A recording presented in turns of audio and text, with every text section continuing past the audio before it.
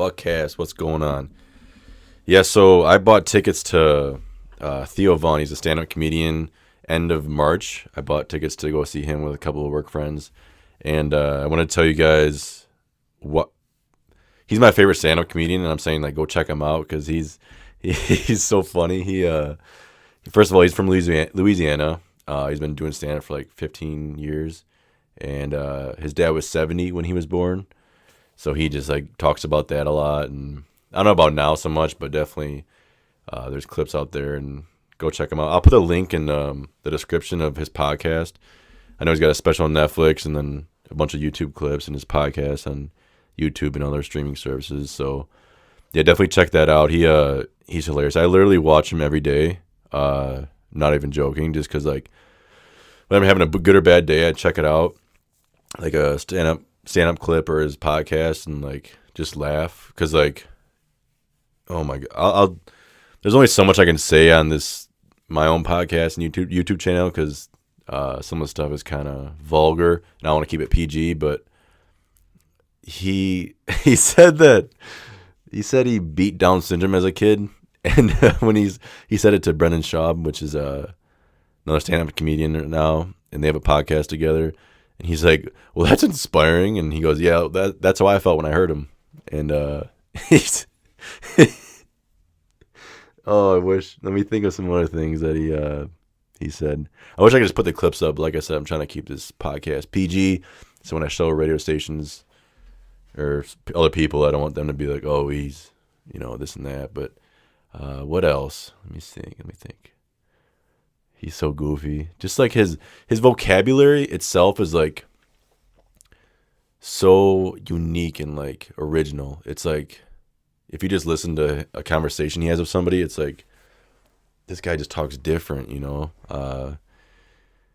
Yeah, one of the things about me is like I've been watching stand-up comedy probably since I was 14, and like it's like one of my big passions. Like not many people know that, but like I follow it really closely, and I'll never be like a stand-up comedian. That's not my goal. I'm saying like it's just something that I like to watch, and it's relaxing to listen to someone talk, and then get a laugh here and there if they're good, and yeah, it's a fun time. So I'm gonna see him later this month, and it'll be hilarious. Like the first time I heard him was actually on a podcast like last year on the Fighter and the Kid podcast.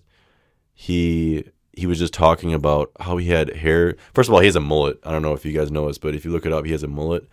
And he's like, his friends were picking on him. They're like, oh, that's a lady's haircut. It's like a lesbian haircut.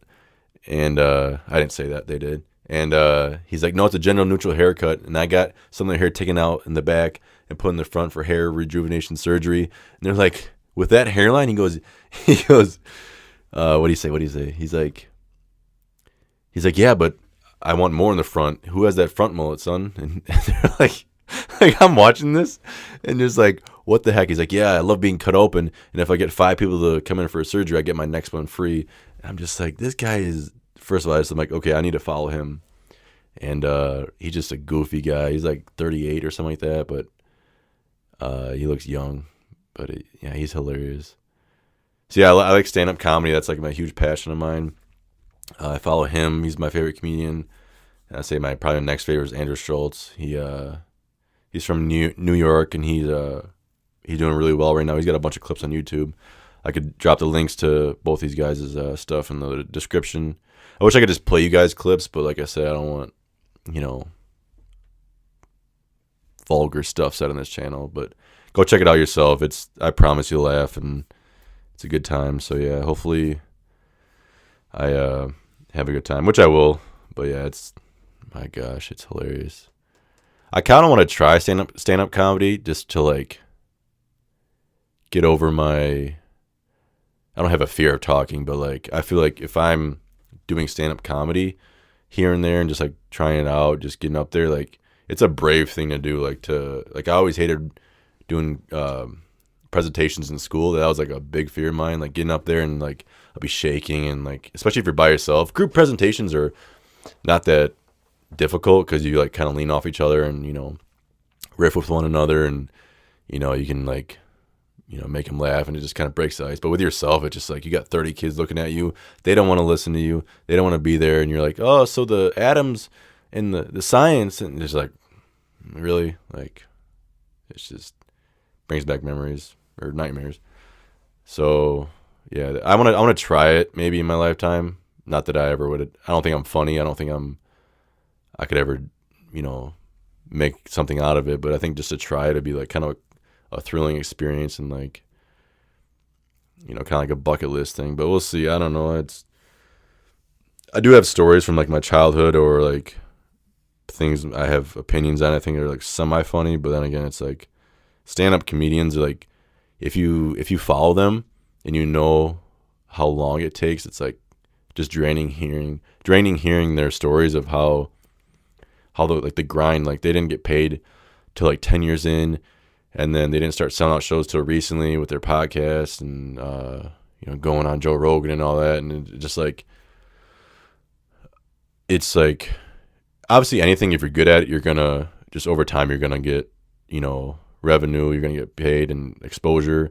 But for that first like chunk of time, whatever it is, like you're gonna be just staying up late writing jokes and going to your 9 to 5 the next day, because it's just like, it's probably one of the more difficult careers out there. Not that they like break their backs like construction workers or like ice road truckers and all that, but like in terms of like, because you're going up on a stage, right? You're going up on a stage and there's however many people in the crowd, whether it's small or big, they're expecting you to make them laugh, and it's just that pressure. But you got to be confident. You got to be relaxed. You can't be all like, "Woo," it's just not how stand-up comedy works. So I think there's an art form in that, and that's what I'm attracted to. And just watching that, like I watch it, stand-up comedy or these podcasts with these comedians every day, just to have that laugh. It's like hilarious, and whether you're having a good or bad day, it's awesome to like feel that for that moment and kind of get away. So that's why I'm attracted to it, and I want to maybe try it. I don't know. We'll see. So yeah, go check out Theo Von. I'll put his podcast in the description. Check him out on Netflix. I'm gonna see him later this month. I've seen like all his material, so he's got to have new material. But I can't wait to see what's that all about. So I'll give an update actually, then see how it goes in early April, because I'm seeing him like March 29th, 30th. So I'll let you guys know. And so yeah, check him out and subscribe to my YouTube channel, my podcast. But if you don't want to, take a hike.